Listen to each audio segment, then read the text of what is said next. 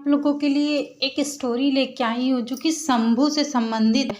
जो कहा जाता है कि भगवान राम ने शूद्र होने के कारण शंभू का वध किया हुआ था।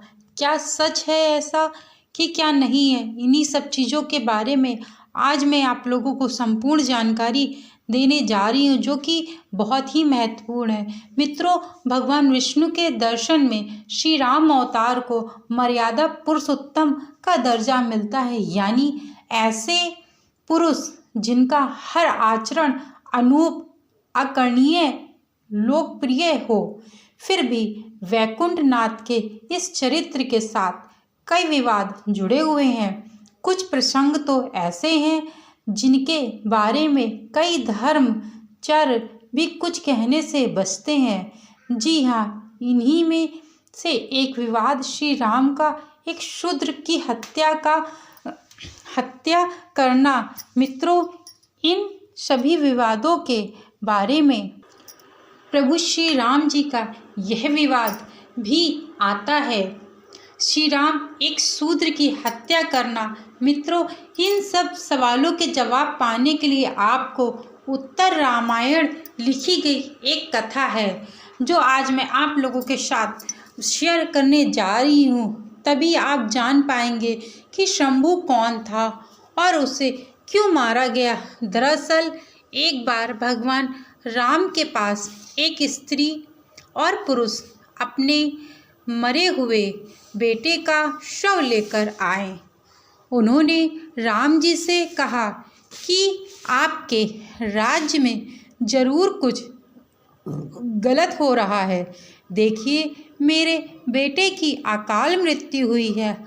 आपके राज्य में ऐसा कैसे हो सकता है? मेरे पुत्र की अकाल मृत्यु आपकी वजह से हुई है। दरअसल त्रेता युग में जो राजा धर्म के रास्ते पर नियम पूर्वक चलता था, उनके राज्य में अकाल मृत्यु नहीं हुआ करती थी।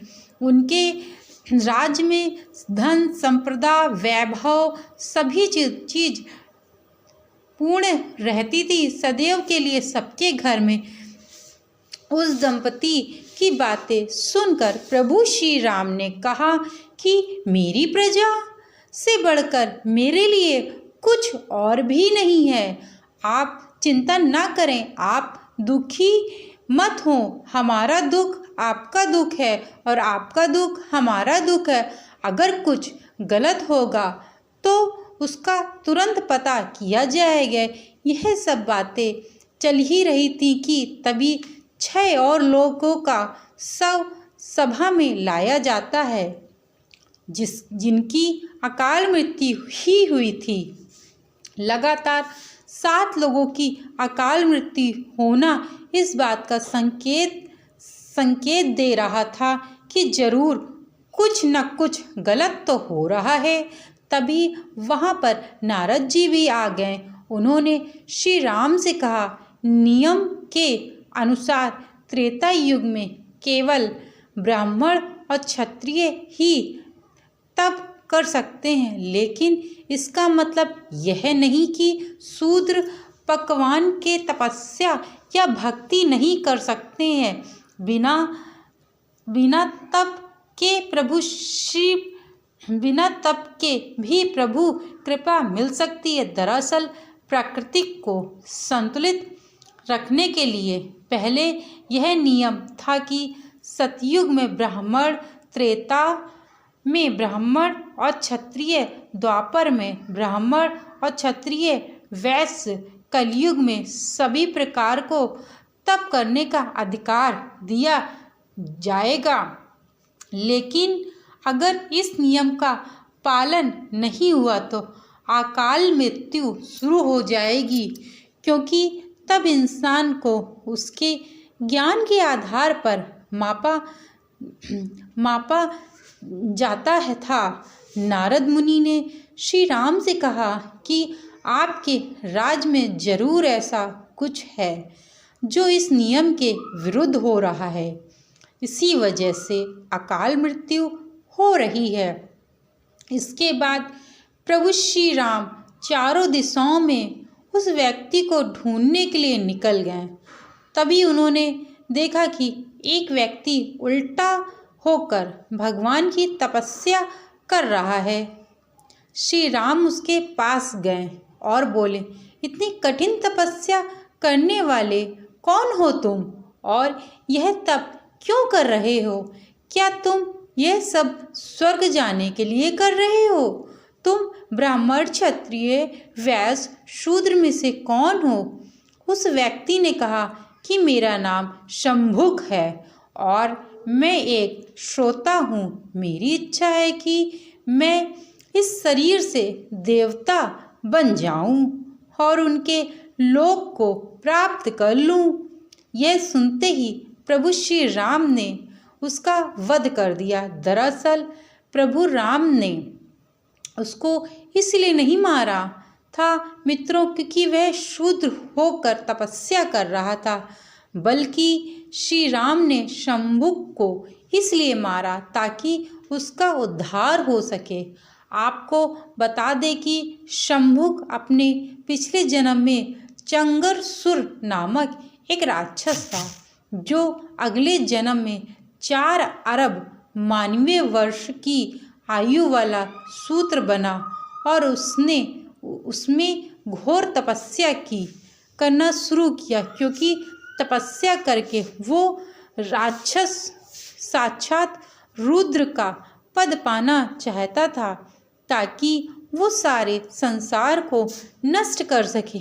ऐसे में शंभुक को मारना बहुत ही जरूरी था, क्योंकि श्री राम के हाथों मरकर शंभुक वैकुंठ की प्राप्ति हुई और वो अपने श्राप से भी मुक्त हो गया। साथ ही उसके मृत्यु होने से वो लोग भी दोबारा जीवित हो गए जिन्होंने अकाल मृत्यु हुई थी। कहते हैं दोस्तों, प्रभु श्री राम की तपस्या और भक्ति से बहुत खुश थे, इसीलिए उसे मारने से पहले उन्होंने उससे वरदान मांगने को भी कहा था, जिसके परिणाम स्वरूप शंभुक ने उनसे कहा कि अगर आप सच में मेरी भक्ति से बहुत ही प्रसन्न हुए हैं तो मुझे एक ऐसा वर दीजिए जिसमें मेरे साथ साथ सारी शूद्र जाति का उद्धार हो सके। तब प्रभु श्री राम ने सुनकर बहुत ही प्रसन्न हुए, बहुत ही खुश हुए। उन्होंने कहा, जो भी व्यक्ति राम नाम का हमेशा जप, कीर्तन, चिंतन करेगा, उसे सदा ही सदगति की प्राप्ति होगी, फिर वो चाहे किसी भी जाति का हो। शंभुक ने कहा, प्रभु, आने वाले समय में कलयुग आएगा, उसमें तो लोग मोर कुआं करेंगे और दिन रात सिर्फ अपने कामों में ही लीन रहेंगे। भगवान का चिंतन वचन करने का उनके पास समय ही नहीं होगा। श्री राम ने कहा, ऐसे में वो लोग एक दूसरे को प्रणाम करते हुए जब राम राम कहेंगे, इसी से उनका उद्धार हो जाएगा। और दोस्तों, कहते हैं कि आज भी पृथ्वी में शूद्र लोग आपस में प्रणाम आशीष करते हैं, समय राम राम जरूर करते हैं। और अब राम जी और उनकी अयोध्या की बात हो रही है, तो आपको बता दें कि अयोध्या के राम मंदिर में दर्शन के लिए भले ही कुछ समय का आपको इंतज़ार करना पड़ रहा हो, लेकिन आप वहाँ के मॉडल को आप खरीद सकते हैं। यह मंदिर आपके घर में न सिर्फ अयोध्या की पवित्रता महसूस कराएगा, बल्कि आपके घर को सुख शांति से भी भर देगा। इसे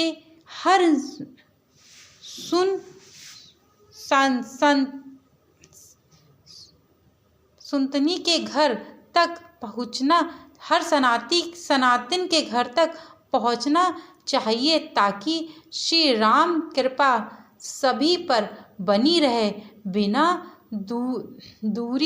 बिना देरी किए आप श्री राम मंदिर के मॉडल को अवश्य खरीद कर लाएं और राम मंदिर को अपने घर पर ले आएं। अगर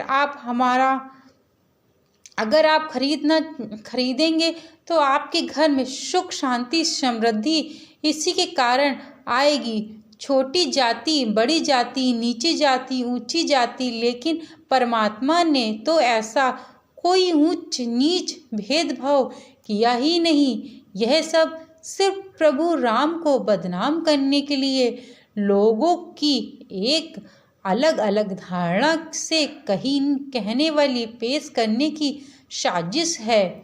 अच्छा, श्री राम को, रामायण को लोगों ने अलग अलग तरह से बदनाम करके गलत कहानियाँ लोगों के बीच पेश की है। ऐसा कहा जाता है कि जब माता सीता ने लक्ष्मण जी से श्री राम की खोज में जाने के लिए कहा, तब लक्ष्मण जी ने माता सीता के लिए लक्ष्मण रेखा बनाई थी, ताकि किसी भी कीमत पर माता वो रेखा न नांगे। लेकिन जब रावण ऋषि के भेष में आया, तब माता सीता उस रेखा को नांग गई थी। यदि मेरे द्वारा यह जानकारी आप लोगों को अच्छी लगी हो, ज़रा सी भी अच्छी लगी हो, तो चैनल को लाइक, शेयर एंड सब्सक्राइब करना मत भूलिएगा और शेयर करना तो बिल्कुल मत भूलिएगा और कमेंट में जय श्री राम अवश्य लिखिएगा।